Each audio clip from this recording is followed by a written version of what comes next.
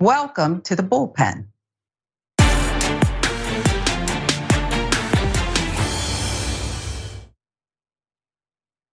This is one of my favorite segments to fill in for Dr. Rashad Ritchie. I love it, but I especially love it when she's on. One of my favorite doctors she keeps it a buck, okay? Dr. Tiffany Lloyd joins us once again, host of Jesus and Justice with Dr. Tiff, professor, author, activist, political scientist. And I think I'm especially excited today for the topic, Doc, because and we'll just give it to people, corruption of Clarence Thomas and Florida, slavery benefited Black people, controversy. And I know you're gonna do great, and you're gonna school anybody out there who may have accidentally landed on us and doesn't share our ideals. I'm so frustrated. I go back and forth, Dr. Tiff, with, do I explain this to these fools? Or do I just keep on moving like it's not even happening? I think we have to do this commentary though, don't we? Yes, because there are people, Sharon, that I believe they are just committed to misunderstanding. They refuse to hear us. They refuse to understand what we're saying because they already have it in their mind that they're right and that we're wrong. It's amazing that every person out there that is not African American has the answers to what Black people should do. But until you have walked in our shoes, until you have faced racism, you don't qualify to tell us how we should feel. You don't qualify to tell us what we should do. So people are committed to misunderstanding us. I knew you were going, now you got my blood all pumping and stuff. I'm gonna try to keep my blood pressure down. But there's something that I heard over the weekend and it resonates. It's not, this like wow or a shocker, but when someone said it, I thought, oh my goodness, 911 emergency. What we have here are people who are trying to indoctrinate an entire generation, skew them towards white supremacy. And you said these are people who actually believe this stuff. I want to push back, do they? Or is it necessary for their own insecurities to survive? It's necessary for their own insecurities to survive. I mean, it's amazing that, Sharon, I received so much hate mail coming on here. When people call us racist, saying that all we care about are Black issues, in America, and that we don't know what we're talking about. Even when I have people that come at me and say, how can a Black woman like that have a PhD? This woman is not true. So, it's such an insult. So I think that, it is, like you just said, feeding their own insecurities. I don't go back and forth with fools. Yeah. Let's pivot to, because I want to talk longer about this guy who wears the black robe. I think he has imposter syndrome. I really do. And knows he doesn't belong there, but wants to keep all the privilege and power of that position. But I feel like these justices, talking about Clarence Thomas and his friends, they're saying the quiet part out loud. They don't give about what is being done, what's been revealed by this investigative reporting out there. So break it down, because you use the word corruption, and that's a powerful word, but it seems you mean it. First of all, Clarence Thomas has forgotten who he is. Clarence Thomas is such a hypocrite because this is a man who has benefited his entire life on affirmative action. But yet, ladies and gentlemen, he has received everything his entire career because of affirmative action. Now that you have received everything that you wanted, now you want to shut the door for people that look like you so they don't get it. It is such hypocrisy. This is a person who has taken lavish, expensive vacations from Harlan Crow.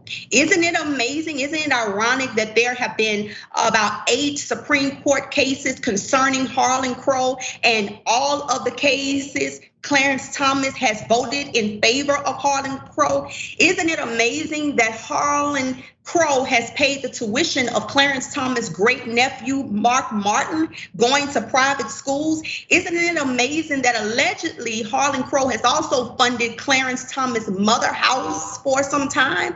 But we want to say that this is not corruption, that this is normal. How can we trust a system that allows this severe misconduct, this dishonesty? This is a person, Clarence Thomas. You say that you don't believe in affirmative action, yet you went to the Holy Cross in 1968 because of affirmative action. You got into Yale because of affirmative action. The former Attorney General from Missouri hired you because he, and I quote, he said he's looking for blacks. He wants a more diverse office. So he hired you because you were black. The Reagan administration hired you because you were black. Thurgood Marshall, God rest his soul, the first African-American to serve on the US Supreme Court justice, you replaced him because you are black. So to say that affirmative action does not benefit you, it is hypocrisy. And let me also say this. Clarence Thomas also said that he put a 15-cent stamp on his degree at Yale because that's just how little it means to him. Well, I ask the question to you, Clarence Thomas. If your degree means 15 cents, then how much is your position on the Supreme Court worth? Because if your degree only means 15 cents, then maybe you should consider resigning because you're not worthy to sit on the bench. You broke that all the way down. I saw something. He's a man of few words, right? I saw a list where some site had chronicled, did a word count of all the justices on the bench. And I think he spoke like, I don't know, 1% of the words, never pushed back, never asked any questions. I see him as a C student, but I also see something very scary in him for all the reasons you outlined. A black man, I picture him in slavery, historical slavery, if you will, being the overseer. He's so hard on us. He's harder on us than they are. Okay, he's all that. And so I ask this question because often the word shame gets a bad rap. I think shame is good and we've lost it. I often wonder if Clarence Thomas walks into black spaces anymore or if he just steers clear of them, because there's that unspoken thing where just like if I encountered you across a cocktail room, my smile would emerge. We'd kind of do that thing, I see you, sis. He's not getting that. He's getting contempt and I'm ashamed of you. Do you think he feels it at all? I think that he surrounds himself around African Americans that may have the same mindset that he had, which makes him feel justified in how he feels. I think people that are like you and I, he's not going to surround himself. I often wonder, has Clarence Thomas received a hurt? Has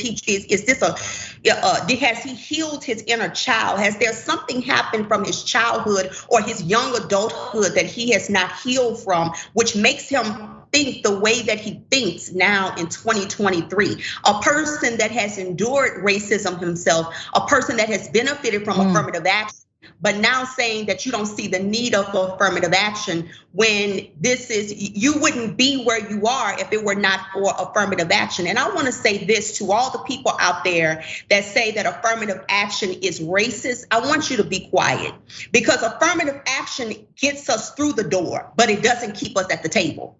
It is not because of affirmative action that got Clarence Thomas accepted all on his own. He had to have the GPA. He had to have brought something to the table. So affirmative action is not giving African Americans anything. It's allowing us a fair share when we were not allowed. Harvard didn't allow African Americans to go until after 200 years after that Harvard was open. So to say that affirmative action is racist, it is totally not true. The reason why we have HBCUs and why HBCUs are so important, because we were not allowed to go to the PWIs. We couldn't go to Harvard, that's why we have Howard. We couldn't go to the University of Mississippi, which is why we have Alcorn State University. So until you know the history, I admonish all of you to stop talking about something that you don't have any knowledge of. Affirmative action gets us through the door, but it does not keep us at the table. We keep ourselves at the table. No one is asking for a handout. We're just asking for a fair share. Yeah, and the history here is so easy. It's just so easy. You don't want to know.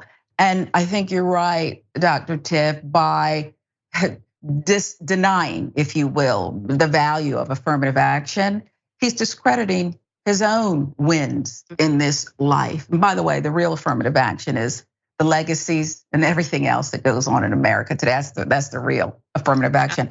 As I said, we love you. Fascinating topic to chronicle with you. And I can't wait to be back with you. And if I do see you across that room, you know it, okay? You will feel the energy and the approval and the love. The bullpen, always enjoyable. Thank you very much, Dr. Tiff, and we'll see you next time.